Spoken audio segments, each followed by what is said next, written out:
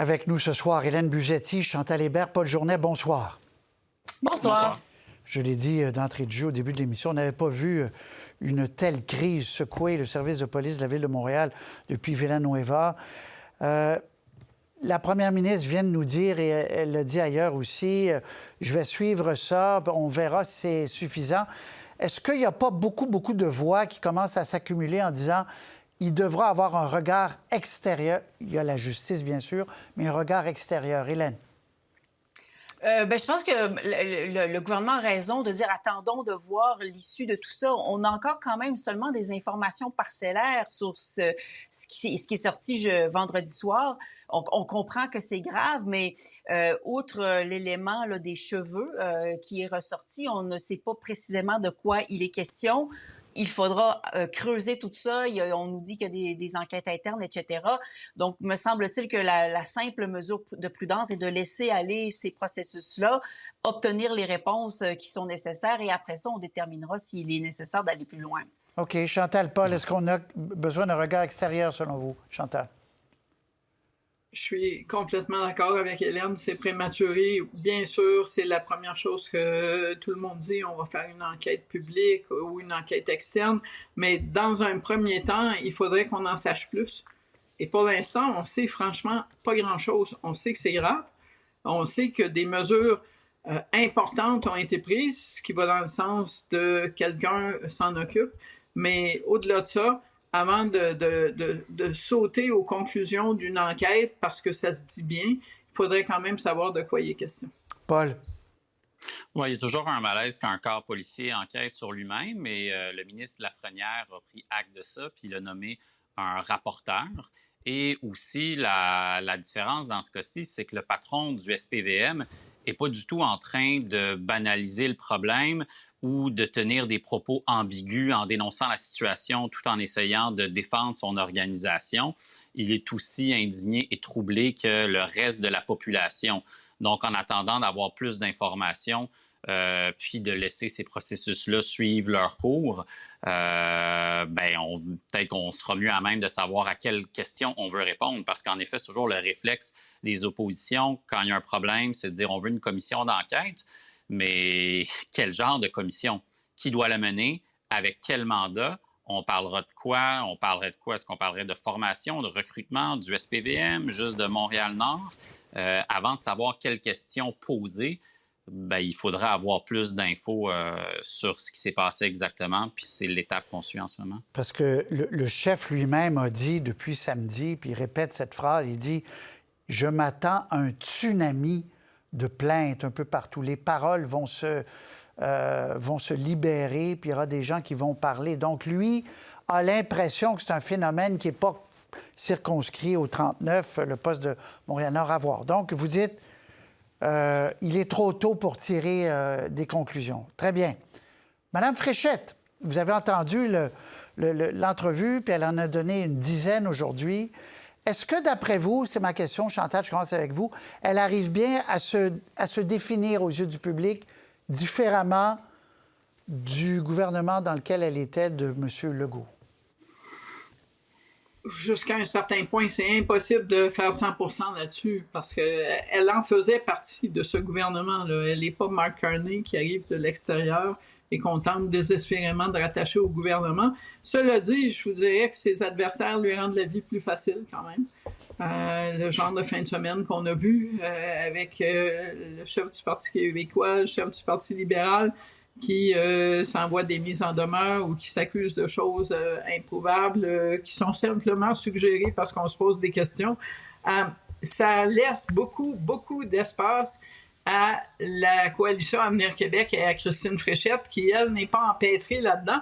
Et ça veut dire que l'opposition a manqué une belle occasion de parler de vraies affaires, c'est-à-dire les subventions accordées dans la filière batterie, pour nommer une chose, ou le bilan de la CAQ de façon générale, les allers-retours sur l'immigration, mais tant qu'ils sont occupés comme ça à s'attaquer l'un l'autre, elle occupe toute la place dans le sens de parler de choses qui parlent d'avenir aux gens. Oui, filière batterie, on en a beaucoup parlé la semaine dernière. Là, on lui demandait, elle a dit, écoutez, Oui, moi-même, j'en ai donné des subventions à une entreprise qui allait recycler des batteries. Paul, est-ce que ça la pèse beaucoup? Elle arrive à faire du judo avec ça, d'après vous? Je ne sais pas à quel point elle serait capable de faire du judo parce que ça voudrait dire qu'elle en tirerait un avantage, mais je pense qu'elle minimise les pertes. Puis comme l'a bien dit Chantal, c'est assez stupéfiant que quelques heures après le dépôt d'un rapport accablant de la vérificatrice générale, qui était le deuxième rapport, rappelons-le, sur la filière batterie, on est en train de parler de mise en demeure avec les deux autres parties. Elle est très contente. Oui, c'était d'abord et avant tout le dada de François Legault et Pierre Fitzgibbon, mais lors de la tournée médiatique que François Legault avait faite l'automne dernier, où il présentait sa vision économique, qui était assise à ses côtés, Christine Fréchette. Je comprends que M. Legault lui donnait pas beaucoup de liberté de parole. C'est lui qui défendait son bilan, mais quand même, elle était associée minimalement à ça. Mais la prochaine campagne, on comprend qu'elle va vouloir aller dans une autre direction. Et puis, miracle, Noël à l'avance pour elle, les autres partis parlent d'autre chose en ce moment déjà. OK. Là-dessus, Hélène. Oui, je suis d'accord avec mes deux collègues que les chicanes entre le PQ et le Parti libéral font sûrement plaisir à Mme Fréchette. Et on pourra en reparler. On va en reparler, ne vous inquiétez pas. Oui, allez-y.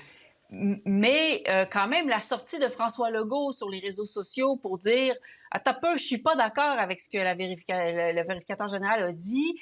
Il y avait des raisons pourquoi on a procédé comme ça. » Et bref, se rejustifie. Eh bien, il se ramène à la mémoire des Québécois. Et ça, je suis pas certaine que Mme Fréchette, elle est très heureuse de ça.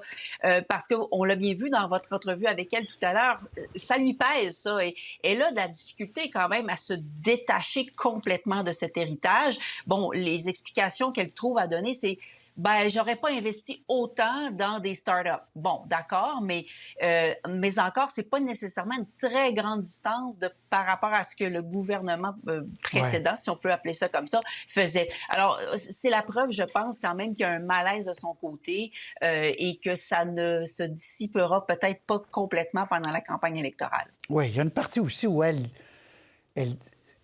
parce qu'elle était d'accord en 2023. Là, comme il y avait à cette conférence de presse-là, Nordvoll, il y avait à peu près 14 ministres, même plus que ça. Il y avait 2 premiers ministres, M. Trudeau.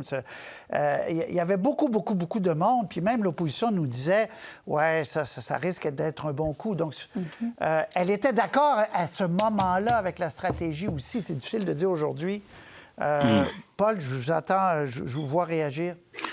Non, mais c'est vrai, c'est ce que je disais tantôt, elle était devant les caméras en train de dire qu'elle était d'accord. Il faudra attendre, si mes calculs sont bons, 23 ans pour que le secret des délibérations du Conseil des ministres soit levé, pour qu'on sache exactement si ce qu'elle vous a dit, elle le dit à ses collègues lorsque c'était pertinent de le dire. Oui, c'est 25 ans, hein, vous avez raison. C'est ça, mais ça y est, ouais. A-t-elle le temps? Elle nous dit que oui, j'ai le temps. Puis ça monte. Philippe J. Fournier, qu'on invite à l'instant. Philippe J., bonsoir, merci d'être là. Bonsoir, Patrice. Vous allez nous donner des chiffres, c'est tout chaud, c'est aujourd'hui. Le sondage de l'actualité Palace. Donnez-nous le panorama. Elle continue à progresser. Ça s'est ralenti un peu, mais elle continue. Donc, tout ce qu'on peut dire sur ce sondage, c'est qu'il y a des mauvaises nouvelles pour tout le monde et des nouvelles un peu moins bonnes, un peu correctes pour la Coalition Avenir Québec. Si on regarde les chiffres nationaux, on voit que le Parti québécois est toujours en première place avec 29 % des intentions de vote des électeurs décidés et enclins. Regardez le Parti libéral, moins 3 à l'échelle nationale. Pas du tout une bonne nouvelle pour Charles Milliard. La Coalition Avenir Québec passe de 19 à 20, donc c'est pas statistiquement significatif. Mais comme on va le voir auprès des francophones, le plus grand sous-échantillon du sondage, là, il y a eu du vrai mouvement. Plus 3 pour la CAQ à 25 25 Patrice, chez les francophones, ça s'approche d'une zone payante pour la Coalition Avenir Québec. Regardez le Parti libéral qui perd 5 points. Ça confirme un peu la tendance qu'on avait vue dans le sondage Synopsis la semaine dernière. Et on voit qu'en fait, le Parti libéral s'éloigne du pouvoir avec ce sondage-là. Région de Québec, un petit mot. Là, c'est les conservateurs, selon ce sondage, qui reprennent le devant. Qui reprennent les devants. Et la semaine dernière, Patrice, on avait un sondage Synopsis qui montrait beaucoup de mouvements à Québec, la CAQ qui grimpait, le PQ qui descendait. Et qu'est-ce que je vous avais dit? Je vous avais dit, on attend pour avoir une confirmation, c'est un petit sous-échantillon. Bien, Palace voit exactement la même chose. Le PQ qui est peut-être en train de l'échapper à Québec. On voit que la CAQ est de retour dans la course. Et là, bien sûr, ça complique les choses pour M. Plamondon parce que s'il ne gagne pas la région de Québec et qu'il a seulement 29 % au niveau national, très difficile d'imaginer une majorité. On se dirige vers une minorité. Bon, et pour la CAQ aussi, pour Mme Fréchette, il y a une nouvelle moins amusante, là, c'est que le taux d'insatisfaits augmente. Exactement. Donc, plus 3 chez les francophones, c'est la bonne nouvelle. Mais si on regarde le taux de satisfaction, 20 % de satisfaits, c'est à peu près les mêmes chiffres que le mois dernier. Mais regardez les insatisfaits qui grimpent de 14 points en un seul mois. Donc ça, c'est des gens qui avaient une opinion neutre ou qui ne savaient pas, qui sont passés du côté des insatisfaits. Ça abaisse le plafond de la CAQ. Donc, c'est pour ça que j'ai dit qu'il n'y a pas de bonnes nouvelles pour aucun parti dans de son sondage-là. Oui, particulièrement difficile pour les libéraux chez les francophones. Merci beaucoup, Philippe J. Tour de table rapide là-dessus. Paul Journet, Chantal Hébert, Hélène. Paul, bon, les libéraux chez les francophones, si ça remonte pas, c'est vraiment les lumières oranges sont allumées doublement, là. Oui, puis c'est à cause du chef, le chef qui est pas connu, mais qui est moins populaire que son parti. Mais écoutez, quand on demande aux Québécois qui représente le plus le changement, Christine Fréchette, qui est dans un parti qui est au pouvoir depuis presque 8 ans, représente plus le changement que Charles Milliard. Je comprends qu'étant méconnu, il a un potentiel de croissance, mais il part de très, très loin. Cela dit, on est rendu à des écarts entre les 3 principaux partis ayant une chance de former le gouvernement qui sont assez faibles pour pouvoir être comblés peut-être dans une campagne électorale. La campagne électorale va compter et elle sera complexe, difficile à prédire, mais ça pourrait vraiment bouger assez rapidement. Chantal.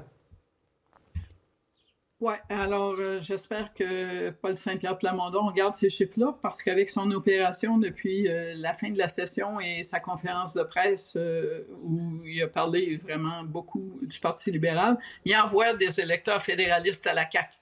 C'est ça qu'il est en train de faire chez les francophones.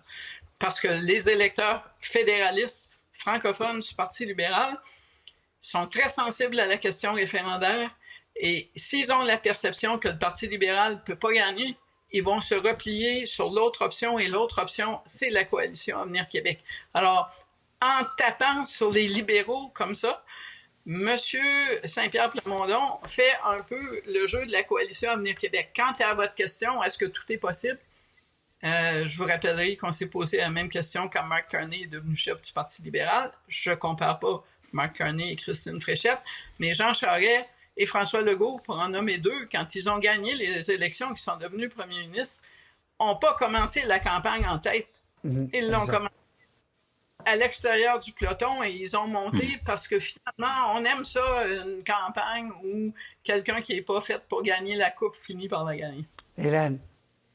Moi, ce qui me frappe dans ce sondage, c'est l'augmentation de l'insatisfaction de 14 points qui survient au même moment où, quand même, la CAQ augmente un peu dans les sondages. Et moi, ce que ça me dit, c'est qu'il n'y a pas nécessairement d'engouement pour la CAQ, mais il y a une espèce de scepticisme par rapport à celui qui est le meneur dans cette course.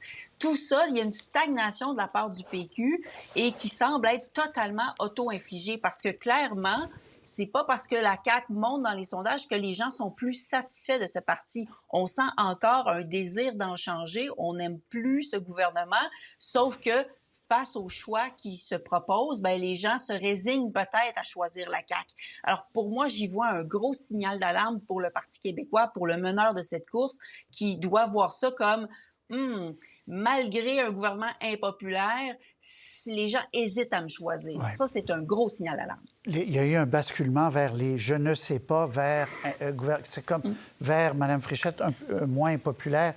Alors, revenons-en, tour de table là-dessus. Crime organisé, sous forme de questions, mise en demeure. On en est où dans votre esprit, dans cette lutte entre le PLQ et le PQ? Tour de table, Chantal, Paul et Hélène. Chantal. Dans le cas du PLQ, ça joue sur la faiblesse du parti. Parce qu'on parle Non, pas de crime organisé, mais quand même de toutes sortes d'histoires qui vont pas dans le sens de l'intégrité des processus au sein même du parti. Dans le cas du Parti québécois, ça joue contre le chef. Pourquoi? Parce que je regardais les bilans de session en fin de semaine et on accumule les occasions où M. Paul Saint-Pierre Plamondon aurait dû choisir de se taire. Des attaques contre les milieux culturels, en passant par les 40 milliards inexistants du TGV dont il veut sortir, en passant par ces déclarations-là. Et là, on se dit, est-ce que c'est Gaston Lagaffe qui fait campagne pour le Parti québécois? Et la spontanéité, là, ça efface pas les excès de langage. Paul. Oui. Puis, en plus, quand M. Saint-Pierre Plamondon parlait de spontanéité, c'était pour dire ce qu'il avait mal fait, ses erreurs dans les derniers mois quand il était trop spontané. C'est dans la même conférence de presse où il a évoqué sous forme de question un lien avec le crime organisé. Puis ça, c'est un vieux procédé en politique là, qui vous permet de dire à peu près n'importe quoi puis de salir votre adversaire. Vous ne faites que poser des questions. Je comprends que les libéraux faisaient... il y avait beaucoup de pression à l'interne pour envoyer une mise en demeure, mais c'est une réponse judiciaire à un problème politique. C'est pas la première fois qu'ils envoient une mise en demeure. Et il y a un problème avec ça pour eux, c'est qu'ils créent un suspense à venir. En envoyant une mise en demeure, bien là, ça devient une histoire que l'on suit pour voir jusqu'où ça va aller. Et donc, on continue de parler d'éthique et du Parti libéral. Il y avait déjà eu des mises en demeure envoyées à Québécois. Aussi, il y a un peu plus longtemps, souvenez-vous, Jean Charest en avait envoyé une à Gérard Deltel quand il était chef de l'ADQ parce qu'il avait parlé, je ne me souviens pas de ses mots exacts, mais de la famille libérale en faisant lui aussi un lien avec le crime organisé. Mais donc, ça fait juste maintenir une conversation qui ne leur rend pas service. Et vous le disiez plus tôt, c'est Mme Fréchette qui se frotte les mains. Hélène, conclusion. Oui, bien écoutez, c'était une question totalement tendancieuse et irresponsable de la part de Paul Saint-Pierre Plamondon. Vous savez, on étudie souvent ça en journalisme. On donne l'exemple de la question « Monsieur le maire, battez-vous votre femme? » C'est un cas type de cours de journalisme. Il n'y a pas de bonne réponse à fournir à une telle question. C'est une question qui est déguisée. En fait, c'est une affirmation qui est déguisée en question. Donc, Monsieur Saint-Pierre Plamondon le sait très bien. Et quand il essaie de nous faire croire que la définition de crime organisé qu'il avait en tête lorsqu'il a dit ça, c'était 3 personnes ou plus qui s'organisent en fait pour contourner la loi. Il n'y a personne qui y croit. Mais ceci dit, je vais dans le même sens que Paul sur la réponse du Parti libéral qui m'apparaît tout aussi inadéquate. Il tente de judiciariser un conflit qui est principalement politique et qui doit se régler dans l'arène politique. Ce ne sont pas les juges. Hélène, Chantal, Paul, merci beaucoup.